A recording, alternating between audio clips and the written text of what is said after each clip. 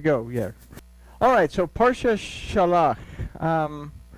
Let's talk to our Elohim, and then we'll take a look at a Torah portion for this week. Thank you, Father, for this opportunity to study your word, to learn more about ourselves through its application. We ask that you'll open our eyes, open our ears, and open our hearts so we see, hear, and understand what your word says. We thank you in the name of Yahusha. Amen. All right, so we got Parsha Shalach. And the big, exciting story in Parsha Shalach that everybody expects is you have the story of the 12 spies, and they come back, and we have an evil report, and Caleb says, oh no, we can go in and do it, and Joshua says, come on. But we're not going to cover that because everybody covers that. We're going to talk about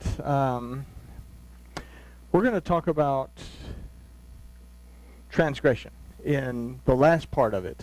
What Shalach does offer us, and starting in Bemidbar 15, the Torah portion in and of itself is Bemidbar 13:1 through 15:41. It's at the top of your page, so if you want to read the whole Torah portion. We're going to start at Bemidbar 15, or Numbers 15:22. Before we get into this because it's important that we understand the offering that's made in Bemidbar 15:22, because it's going to help us to look at the situation with the guy picking up sticks from a different perspective. Okay, we look at the story. It has the story of the guy. He's out there picking up sticks on Shabbat, and what we read is, they grab him and they take him to Moses and Aaron, and they decide, we're going to stone him, and they put him to death. So that's kind of harsh for a single transgression of picking up sticks one time on the Sabbath. That's kind of a harsh thing. And it's inconsistent with what we're about to read. So verse 22 begins to talk about the offering for transgression, intentional or unintentional.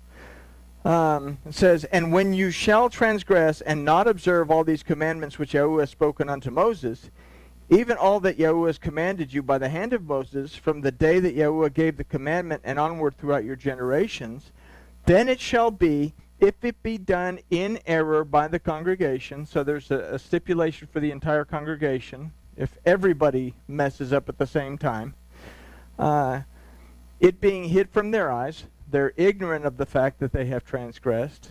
Then they figure it out and say, oops, that all the congregation shall offer one bullock for a burnt offering, for a sweet savor unto Yahuwah, with the meal offering thereof and the drink offering thereof, according to the ordinance, and one goat for a sin offering. Then the Cohen shall make atonement for all the congregation of the children of Israel, and they shall be forgiven, for it was an error transgressed.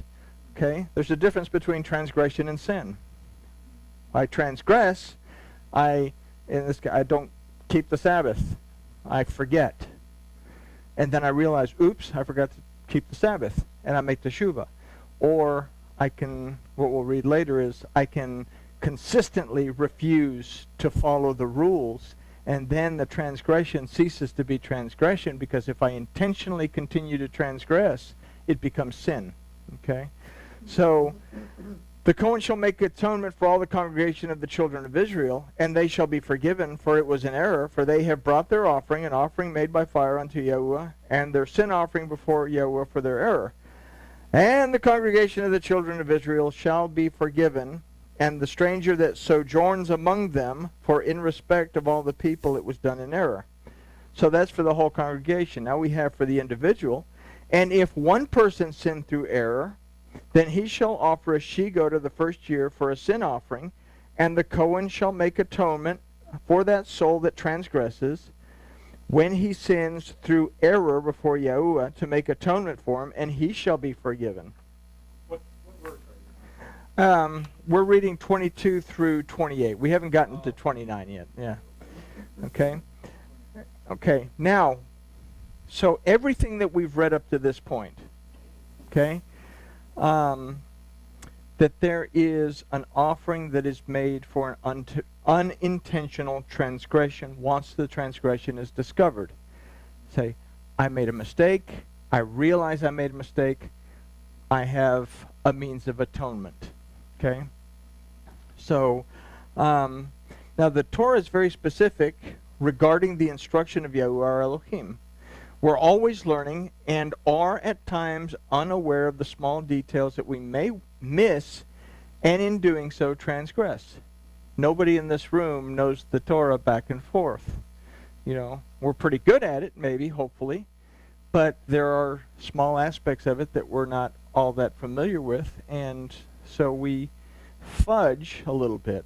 But there is atonement that was made for us by and through Yahusha for this, that we will consider is what happens if we become aware of our transgression. We're going to consider what happens when we become aware of our transgression but refuse to make the course correction by making teshuvah. Okay? So we're going to start in Bemidbar, Numbers 15, chapter 15, verse 29. That says, and this is a very important little verse, both he that is homeborn among the children of Israel and the stranger that resides among them, you shall have one Torah for him that does transgress in error. So the main point to consider from this verse is, he that is homeborn among the children of Israel and the stranger that resides among them, you shall have one Torah. Okay? There's not a separate set of instructions for this group, and there's not a separate set of instructions for this group. There's not a separate set of instructions for the Jew, and there's not a separate set of instruction for the non-Jew. Okay? Everyone has the same commandments. So if we take this in a modern context, Jews and Christians have the same set of commandments that they have to follow. Okay? All right. There is one Elohim who we know from the Torah is Yahuwah, and his Torah applies to everyone, whether, again, Jew or non-Jew. We have to understand that it is from the Torah of Yahuwah, our Elohim, that we learn and become aware of what transgression is and is not.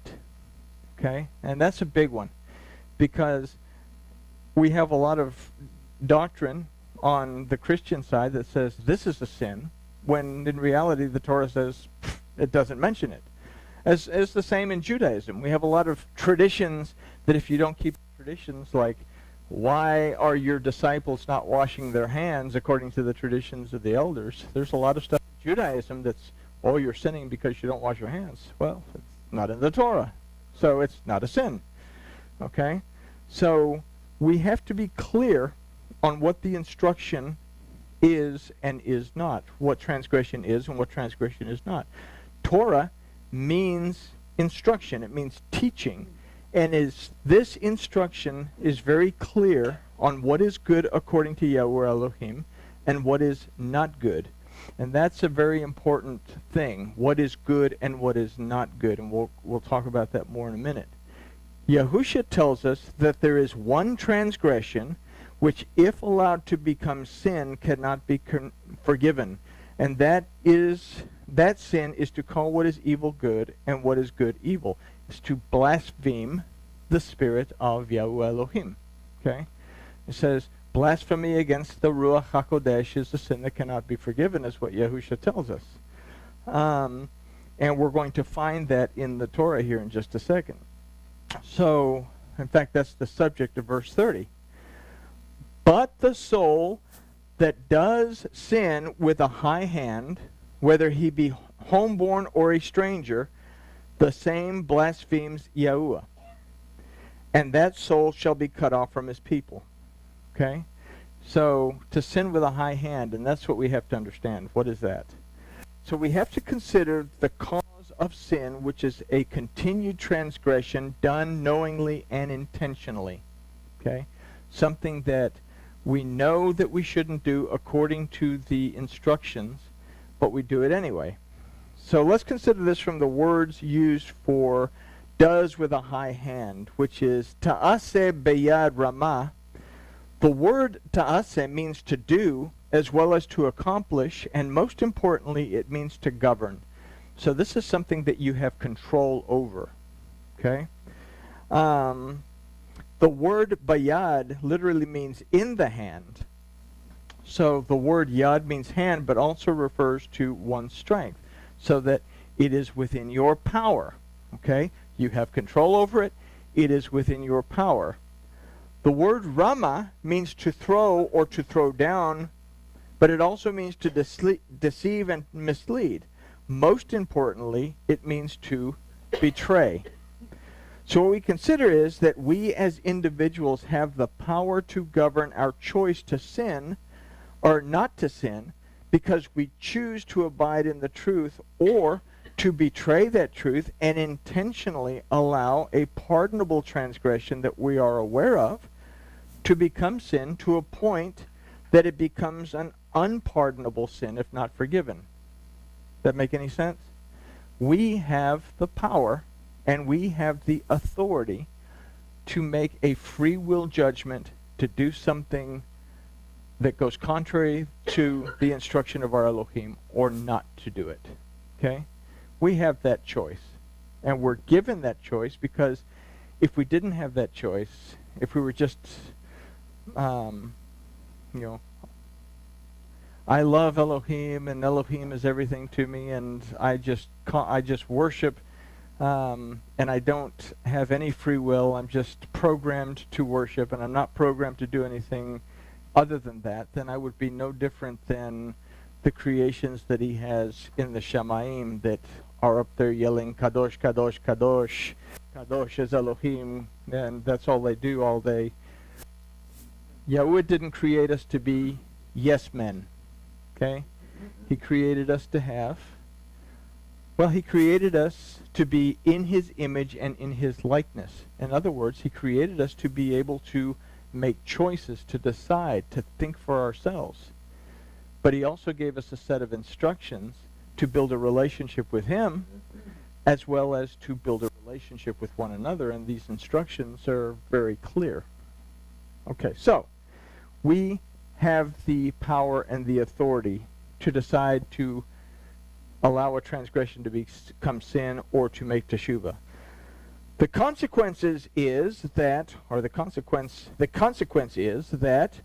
the same blasphemes Yahuwah, and that soul shall be cut off from his people.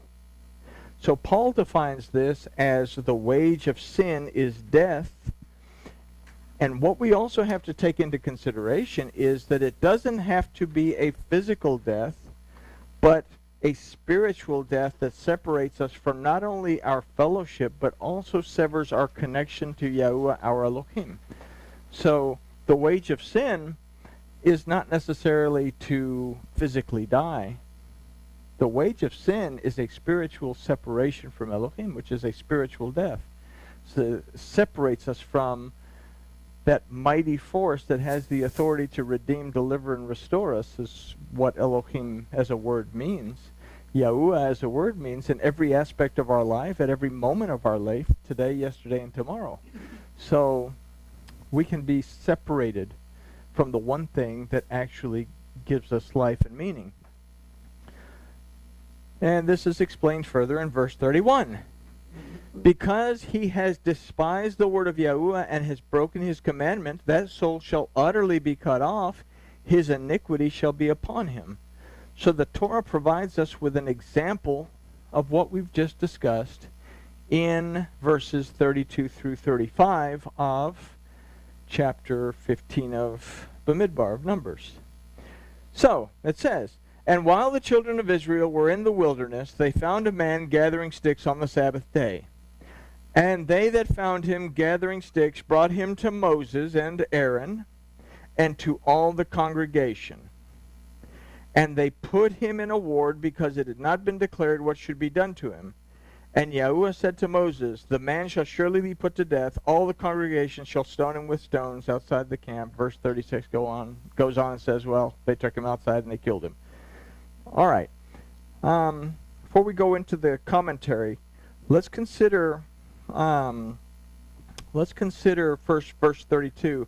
The children of Israel were in the wilderness and they found a man collecting sticks. Okay? They found the man. They spoke to the man. Then, they did what? Then they brought him to Moses and Aaron. Then what did they do? Then they took him to the congregation. Okay? 3 separate occasions, 3 separate things are going on here.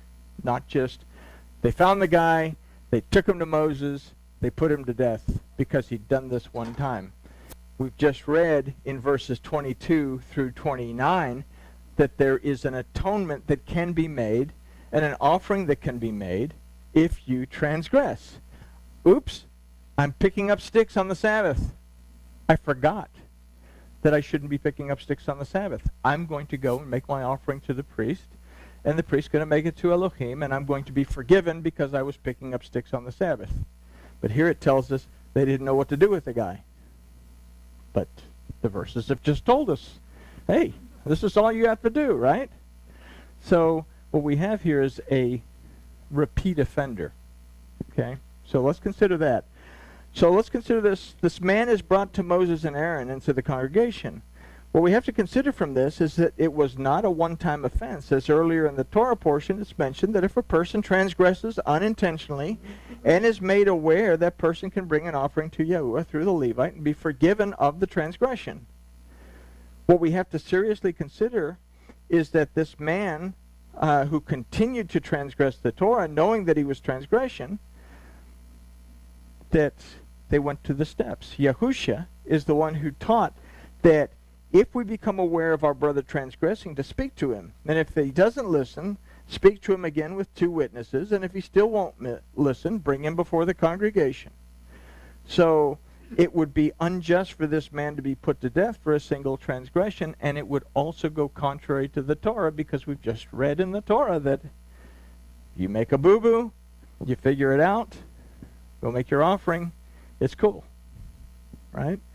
So this man was put to death because although he had the authority and the power to stop his transgression, and even after being counseled to do so numerous times, refused to cease his transgression, and that transgression became sin, and as a result it cost him his life. Okay? The Torah isn't going to contradict itself. It tells us what's going to happen, how to fix it, and then it gives us an example of what happens if it doesn't get fixed. So we move on to verse 37. That, again, we have this little phrase here that we dismiss. Now, this one's a little bit different than the ones that we usually say. In English, it says the same thing. And Yahuwah spoke to Moses, saying, usually it would say, Vedaber Yahuwah el Moshe le'amor.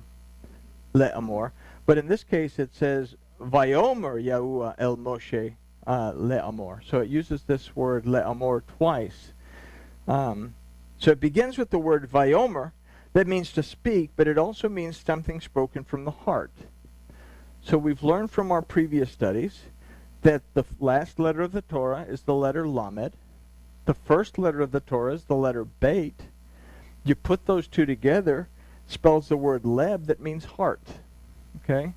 So the Torah is the heart of Yahuwah, and the Torah contains his deber, his word.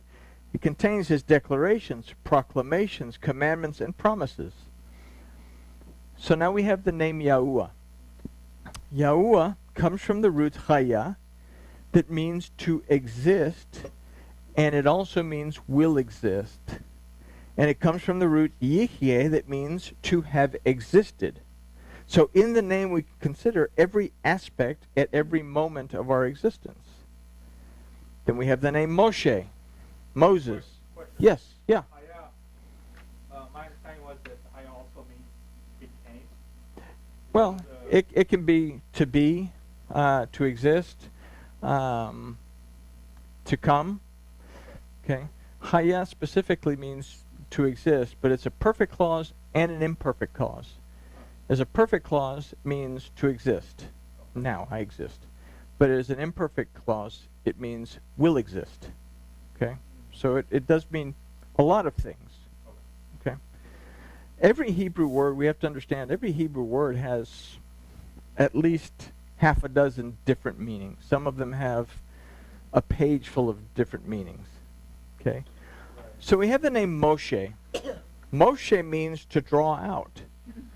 So we put all this together from this relatively insignificant verse, is that every aspect, or in every aspect of our lives, at every moment we live, we can draw out the declarations, proclamations, commandments, and promises of Yahuwah our Elohim. So we have no viable reason to transgress other than either our ignorance of his word or our desire to ignore it. Okay? So that we would do neither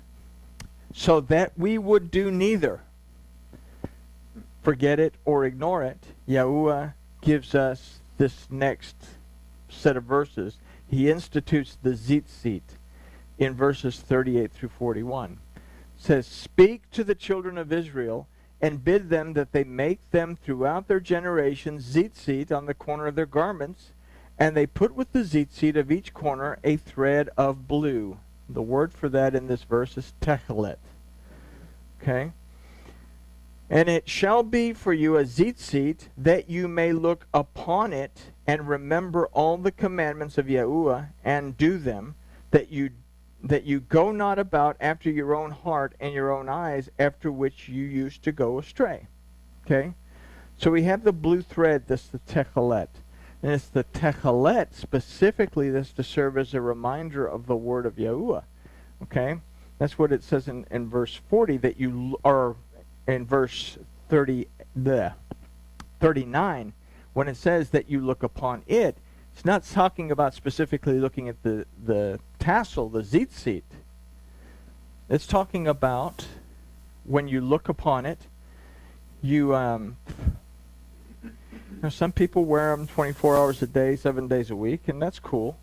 But I find that when I don the talit to do the Shema is the time that I really, really pay attention to it. And if I don the talit to do the Shema in my house or wherever, I'm going to put it together and I'm going to grab the seat in my hands. And I'm going to hold, if I can, hopefully I get it right. Yeah, there we go. Sometimes the geometry is not right, so. And I'm going to hold them just like that when I get ready to do the Shema. It's a very important thing. The verse 40 says, "That you may remember and do all my commandments and be set apart to your Elohim." It uses the word kadosh. You read it in King Jimmy or most of your regular English-based books, it says to be holy to Elohim. That doesn't make any sense. The Western mind has put together this idea of divinity or holiness, which loses the meaning. Okay? When it says kadosh, that you'll look upon it so that you will be set apart, so you will be dedicated to your Elohim, is basically what it's saying. Not that you'll become divine through it, but you'll look at it and you say, oh, the commandments. I need to be dedicated to my Elohim. Okay? Verse 41 says, "I am Yahuwah your Elohim, who brought you out of the land of Egypt to be your Elohim. I am Yahuwah your Elohim." It's a reminder. And what he's saying basically is, I brought you out of your bondage.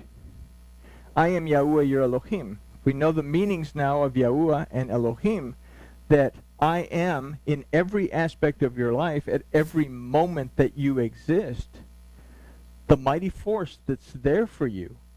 I am the one who redeems you, delivers you, and has the authority to restore you, heal you, bring you rest.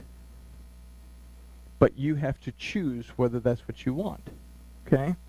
So, this is important. We considered earlier that the Torah was both for the Jew and for the non-Jew. This commandment applies to both groups. This instruction, when combined with our reciting the Shema, becomes a very powerful tool of self-examination. What do we do when we do the Shema? Okay? Some of you are saying, oh no, not again, here we go. But it's something that it doesn't hurt to be reminded. Now we have an added thing into that Shema, that now I've got the tzitzit in my hand, I'm looking at it, and I'm asking, am I maintaining my life according to the instructions that my Elohim has given me?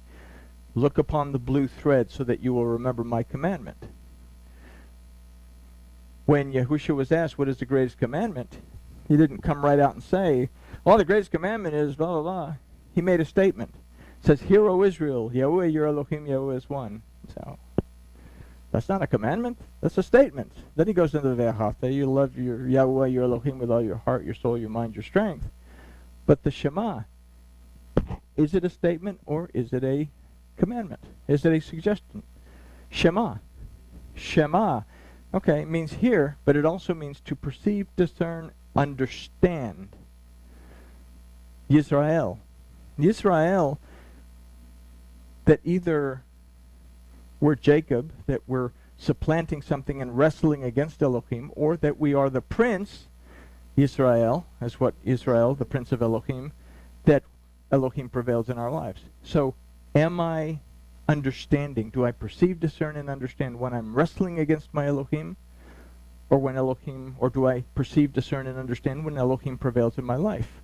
So I've got the tzitzit, I've just remembered the commandments. Have I goofed the commandment everywhere that I need to make teshuvah for?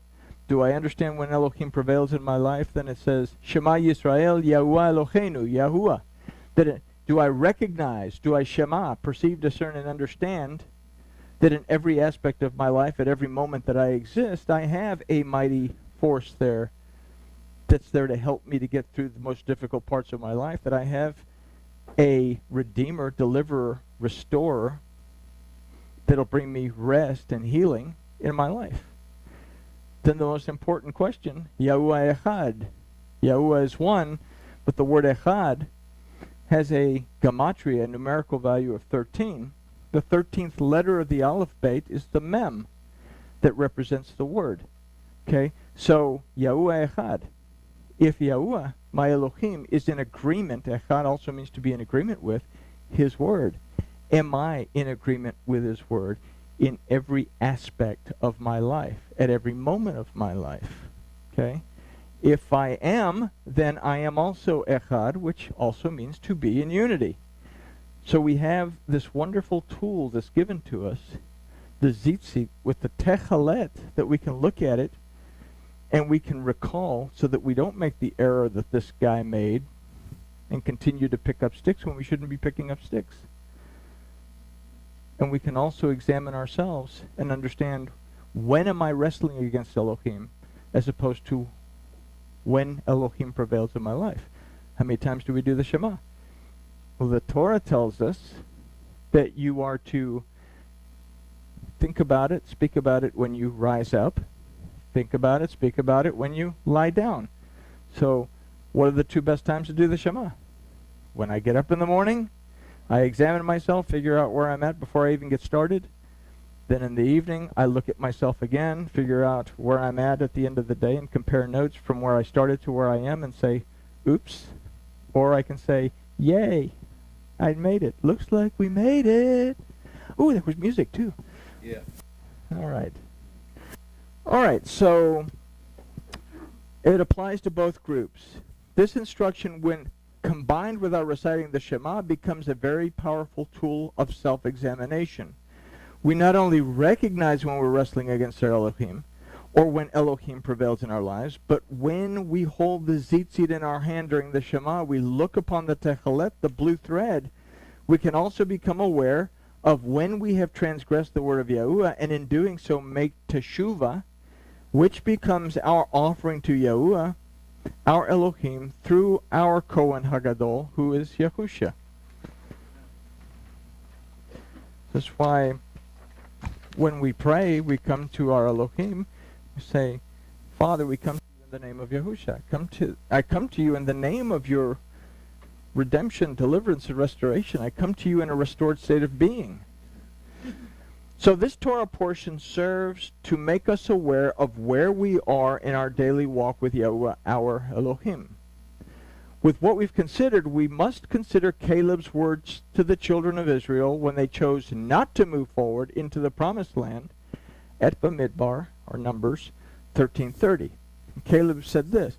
Caleb